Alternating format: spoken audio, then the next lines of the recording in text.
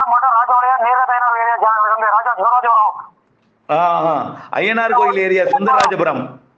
ஆமா, இது இந்த இதுல நமக்கு ராஜபுரம் நேரம் இருக்காங்க வடமே இருந்தாலும் நீரத்தை நமக்கு ரொம்ப பக்கம். ஓகே, அதே இடி மின்னல் கூட நல்ல கனமழையாக இப்ப பேஞ்சிட்டு இருக்கு.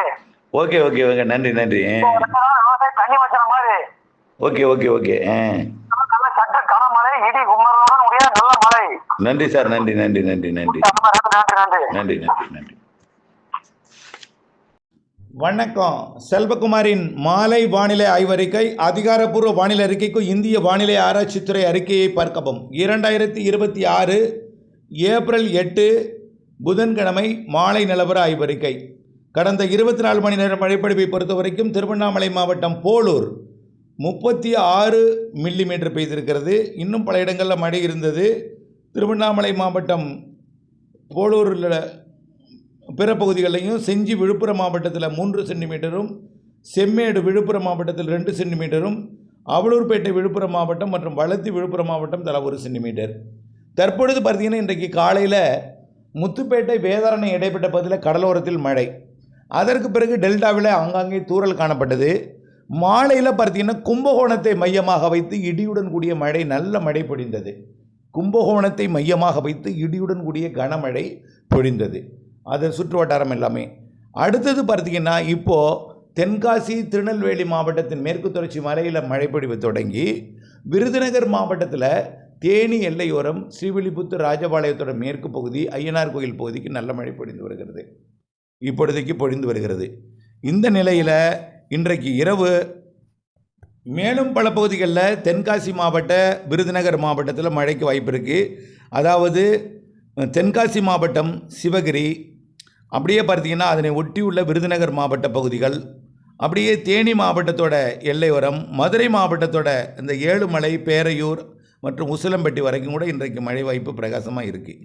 அதற்கு பிறகு பார்த்திங்கன்னா ஆங்காங்கே மழை வாய்ப்பு இருக்குது. பரவலாக இருக்காது, ஆனால் மழை இருந்துக்கிட்டு இருக்கும். நல்லா புரிஞ்சுக்கிங்க. வெயில் மட்டுமே இருந்துச்சு, மழையே இல்லாமல் இருந்துச்சு. மழை தொடங்கும்னு சொன்னோம், தொடங்கி ஆங்காங்கே பெய்து கொண்டு இருக்கு. ஆனால் பரவலாக பெய்யாது, ஒதுக்கின்னு பெய்யும்னு சொன்னோம், பெய்து கொண்டு தான் இருக்குது. இந்த நிலைமையில் இன்றைக்கு தென் மாவட்டங்கள் மதுரை, விருதுநகர், தேனி மற்றும் தென்காசி, அப்படியே கொஞ்சம் அப்படியே கடலோரத்துக்கு கூட நள்ளிரவுக்கு பிறகு அதிகாலையில் சிவகங்கை, ராமநாதபுரம், புதுக்கோட்டை மாவட்டத்துக்கும் டெல்டா மாவட்டத்துக்கு கூட நள்ளிரவு அதிகாலையில் வர வாய்ப்பு இருக்குது. நல்லா புரிஞ்சுக்குங்க, எல்லோருமே புரிஞ்சுக்குங்க. எல்லோருக்கும் சொல்லலை, ஒதுக்கி ஆங்காங்கே தான் இருக்கும். அறிவிக்கப்பட்ட மாவட்டத்தில் ஏதாவது சில இடங்கள் தான் இருக்கும். இப்படி தான் வானிலை அறிக்கையை அப்போலேருந்து சொல்லிகிட்டு இருக்கோம். ஒரு சில இடங்கள் ஆங்காங்கே தான் சொல்கிறோம். இப்போ இன்றைக்கி தேனி, விருதுநகர் மற்றும் தென்காசி மாவட்டத்திலையும் மதுரை மாவட்டத்திலையும் பெய்து கொண்டிருக்கு. இப்போ ஆங்காங்கே மதுரைக்கு இப்போ தான் நுழைஞ்சிருக்கு, பெய்ய போகுது. இந்த மழை வரலாம் சிவகங்கைக்கு, வரலாம் ராமநாதபுரத்திற்கு, வரலாம் புதுக்கோட்டைக்கு, ஒரு சில இடங்களில் டெல்டாவிற்குள்ளும் வந்து கொடுக்கலாம்.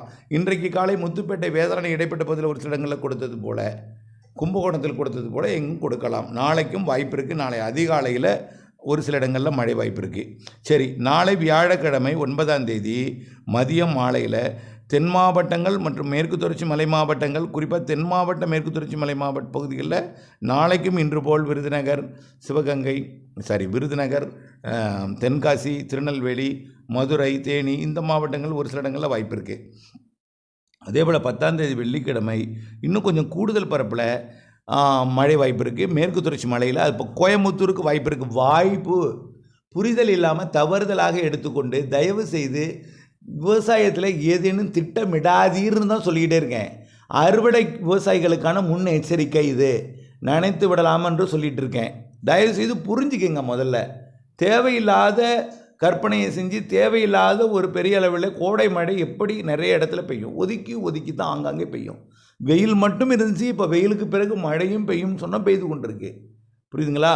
அப்போ அந்த மழைப்பொழிவு நாளைக்கு திருநெல்வேலி, தென்காசி மற்றும் விருதுநகர், தேனி, மதுரை மாவட்டத்தில் இன்றைக்கு போலவே நாளைக்கும் இருக்கும் ஒரு சில இடங்களில்.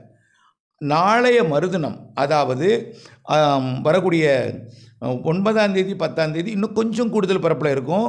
10ஆம் தேதி கண்டிப்பாக, நாளைய மறுதினம் 10ஆம் தேதி கண்டிப்பாக சேலம் கண்டிப்பான 100% உறுதி கிடையாதுங்க. வாய்ப்பு கூடுதல்னே வச்சுங்க. ஏன்னா இதில் புகையிலை அறுவடை இருக்குது எடப்பாடியில். அவங்களுக்கு இது பயனுள்ளதாக இருக்கும். நிறைய இடத்துல நிலக்கடலை அறுவடை பண்ணிகிட்டு இருக்கீங்க. நான் சொல்கிறது எல்லோருக்கும் அல்ல, நான் சொல்கிறது எந்தெந்த மாவட்டம்னு புரிஞ்சுக்கிங்க. நாளைக்கு அதிகாலை டெல்டாவிற்கு வாய்ப்பு இருக்குது, உறுதி இல்லை. புரியுதுங்களா? இன்றைக்கி கும்பகோணத்தில் பெய்தது, நாம் சொல்லலைன்னா அந்த இடத்துல நிலக்கடலை அறுவடை பண்ணியிருப்பீங்க. எப்படி இருக்கும்? இப்போ பயனடைந்தவர்கள் வாழ்க வளமுடன் என்கிறீங்க, பயனடையாதவர்னு என்னென்ன பெருசாக கற்பனை பண்ணி புரிதல் இல்லாமல் அந்த வானிலை குறித்த அறிவு இல்லாத காரணத்தினால குற்றம் குறை சொல்லக்கூடாது. தயவுசெய்து புரிஞ்சுக்குங்க. புரியுதுங்களா? நான் இந்த அளவுக்கு வானிலை அறிக்கை சொல்கிறது எவ்வளோ சவால். சரி, நானும் இதுமாரி சொல்லிவிட்டு குற்றம் குறை சொல்லிட்டுனா இந்திய வானிலை அறிக்கையை கேட்கணும்னு சொல்லிட்டு நான் மட்டும் போயிடுவேன். புரியுதுங்களா? அப்புறம் மறுபடியும் 100 பேர் இங்கே வந்துட்டு எனக்கு இப்போ அறிக்கை போடுவீங்கன்னு சொல்லுவீங்க. தயவுசெய்து குற்றம் குறை சொல்லாதீங்க. திரும்ப சொல்கிறேன். நான் நீங்கள் பேச உங்களுடைய பேரெல்லாம் எப்படி போட்டிருப்பேன்னு உங்களுக்கு தெரியும். போட்டுட்ருக்கேன், அப்படியே போட்டுட்ருக்கேன். எப்படி போட்டிருப்பேன் என் மனசில் உங்களை, அப்போ தான் உங்களுக்கு மறுபடியும் ஃபோன் எடுக்காமல் இருக்க முடியும். இன்றைக்கி கூட ஒருத்தர் பேசியிருக்காரு, அது எந்த மாவட்டம்னு தெரில, திண்டுக்கல் திருப்பூர் மாவட்டத்திலேருந்து பேசியிருக்கணும். அப்படி தான் வாய்ஸ் எல்லாம் தெரியுது. அதே போல் தான் அப்புறம் எப்படி பேர் போட்டிருப்போன்னு பாருங்க. அந்த மாதிரி மறுபடியும் எடுக்காத அளவுக்கு. நாளைக்கு ஒரு சில இடங்களில் தென் மாவட்டங்களில் இன்று போல் இருக்குது. நாளைய மறுநாள் 10ஆம் தேதி வெள்ளிக்கிழமை இரவு சேலம், நாமக்கலுக்கும், கரூருக்கும், திண்டுக்கல்லில் ஓரிரு இடங்களுக்கும், அதே போல் கோயம்புத்தூர், ஈரோடு, திருப்பூர் மாவட்டத்தில் இன்னும் கொஞ்சம் கூடுதல் பரப்பு, இன்றைக்கி நாளைக்கு விட நாளை தெரிஞ்சு கூடுதல் பரப்பு எதிர்பார்க்கப்படுகிறது. கோயம்புத்தூர், திருப்பூர், ஈரோடு, சேலம், நாமக்கல், கரூர் மற்றும் தென் மாவட்டங்கள் ஆங்காங்கே எல்லாம் வாய்ப்பு இருக்குது. 10ஆம் தேதி இரவு நள்ளிரவு. அப்புறம் 11ஆம் தேதியும் நம்ம சொன்னது போல் தான் கிருஷ்ணகிரி, தருமபுரிக்கும் 11ஆம் தேதி இருக்குது.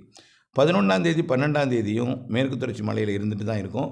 அதுக்கப்புறம் கேரளாவிலையும் கர்நாடகாவிலையும் மாதம் 20ஆம் தேதி வரைக்கும் இருந்துட்டு தான் இருக்கும். அதுக்கப்புறம் கேரளா எல்லையோரத்திலிருந்து கர்நாடக எல்லையோரத்திலிருந்து கொஞ்சம் 20ஆம் தேதிக்கு மேலே வர வாய்ப்பு இருக்குது. ஆனால் உறுதி இல்லை. ஆனால் தென் மாவட்டங்களுக்கு 18ஆம் தேதிக்கு மேலே, 18 தேதி வேண்டாம், 20ஆம் தேதிக்கு மேலே 21, 22, 23 தேதியில் தென் மாவட்டங்களில் வெப்பச்சலன இடிமழை பொழிவு தெரிகிறது. ஆனால் உறுதி இல்லை. இப்போ வரைக்கும் உறுதிப்படுத்தல, வாய்ப்பு இருக்குது, தெரிகிறது. இந்த மாத இறுதியில் கொஞ்சம் பரவலான மழைப்பொழிவு தெரியுது. இந்த மாத இறுதி நாட்கள் 25ஆம் தேதிக்கு மேலே, அதாவது ஏப்ரல் 25ஆம் தேதிக்கு மேலே புரிஞ்சிருக்குன்னு நினைக்கிறேன். மீண்டும் ஒரு முறை, இன்றைக்கு இப்பொழுதைக்கு மழைப்பொழிவு பொறுத்த வரைக்கும் தென்காசி, திருநெல்வேலி மாவட்ட மேற்கு தொடர்ச்சி மலையில் இருக்குது. அது அப்படியே விருதுநகர் மாவட்ட மேற்கு பகுதியும், தேனி மாவட்டத்தோட விருதுநகர் மாவட்ட எல்லையோரம் மற்றும் மதுரை மாவட்டம் ஏழுமலை உள்ளிட்ட பகுதிகளுக்கும், அப்படியே உசிலம்பட்டி, அப்படியே சிவகிரி, தென்காசி மாவட்ட சிவகிரி வரைக்கும் இடைப்பட்ட பகுதியில் மழை பொழிய போகுது. அது அப்படியே சிவகங்கை மாவட்டத்துக்கும் ராமநாதபுரம் மாவட்டத்துக்கும் நள்ளிரவில் வரலாம். அதிகாலையில் டெல்டா கூட வரலாம், உறுதி இல்லை. நாளைக்கும் இதே போல் இந்த தென் மாவட்டங்களில் ஒரு சில இடங்களில் இருக்கும். நாளைய மறுதினம் கொஞ்சம் கூடுதல் பரப்பு மேற்கு மாவட்டங்கள்லையும், அதை தாண்டி ஈரோடுக்கும், அதை தாண்டி சேலம், நாமக்கலுக்கும், கரூருக்கும், திண்டுக்கலுக்கும் வருவதற்கு ஒரு சில இடங்களில் கொடுப்பதற்கு வாய்ப்பு இருக்குது என்பதை புரிந்து கொள்ள வேண்டும். அறுவடை விவசாயிகளுக்கான முன்னெச்சரிக்கையை தவிர மழை எதிர்நோக்கி இருப்பவர்கள் ஒதுக்கி பெய்யாமல் கூட போகலான்னு தான் நீங்கள் கற்பனை பண்ணிக்கணும். பெய்யும்னு நினச்சிட்டு பெரிய அளவில் கற்பனை பண்ணிவிட்டு வானிலை அறிக்கைகளை குற்றம் செல்லாதீங்க. புரிந்து கொள்ளுங்கள் முதல்ல. புரியுதுங்களா? முதல்ல புரிஞ்சுக்குங்க. சற்றே யோசிச்சு பாருங்கள். அப்படியே நான் விட்டுறேன். நீங்கள் வேணால் இந்திய வானிலை ஆய்வு கேட்டுக்கிறேன்னா கேட்டுக்குங்க, விட்டுறேன், நீங்கள் அதை பார்த்துக்கலாம். வேணால் அந்த அறிக்கையை நான் உங்களுக்கு வேணாலும் எடுத்து படிக்கிறேன். அவங்க சொன்ன அறிக்கையை நான் உங்களுக்கு படிக்கிறேன். அது இந்திய வானிலை அறிக்கை, இது இந்திய வானிலை ஆய்வு நிறுவனம் வெளியிட்டுள்ள அறிக்கைன்னு சொல்லி நான் படிக்கிறேன், கேட்டுங்க. ஓகேயா? உங்கள் விருப்பம் எதுனாலும் சொல்லுங்கள், அதேமாதிரி செஞ்சுக்குவோம். தெரியுதுங்களா? நன்றி. இணைந்திருங்கள் அப்டேட்ஸுடன். நன்றி.